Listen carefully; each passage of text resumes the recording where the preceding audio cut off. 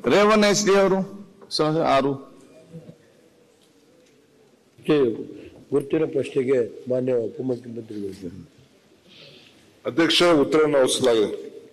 ಮಾನ್ಯ ಸಭಾಧ್ಯಕ್ಷರೇ, ನಮ್ಮ ಮತಕ್ಷೇತ್ರದಲ್ಲಿ 80A ಡಿಸ್ಟ್ರಿಬ್ಯೂಟರ್ನಲ್ಲಿ ಸುಮಾರು 450 ಎಕರೆ ಪ್ರದೇಶ, ಅಚ್ಚುಕಟ್ಟು ಪ್ರದೇಶ ಇದೆ. ಅದಕ್ಕೆ 548 ಕ್ಯೂಸೆಕ್ ನೀರು ಬೇಕು ಅಂತೇಳಿ ಅವರೇ ಇಲಾಖೆಯವರು ಹೇಳಿದ್ದಾರೆ.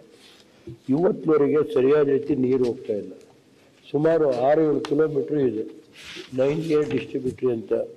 4.25 ಕೋಟಿ ಅಂದಾಜು ತಯಾರು ಮಾಡಿ ಈಗಾಗಲೇ ನೀರಾವರಿ ಇಲಾಖೆ ಕಳಿಸ್ಕೊಟ್ಟು, ಹಣಕಾಸು ಇಲಾಖೆನೂ ನಿಮ್ಮ ಅನುದಾನದಲ್ಲೇ ಮಾಡ್ಕೊಳ್ಳಿ ಅಂತ ಹೇಳಿ ಕಳಿಸ್ಕೊಟ್ಟಿದ್ದಾರೆ. ಅದನ್ನು ಕೂಡಲೇ ಮಾಡಿ ಅಂತ ಉಪಮುಖ್ಯಮಂತ್ರಿಗಳು ಮನವಿ ಮಾಡ್ತಾರೆ.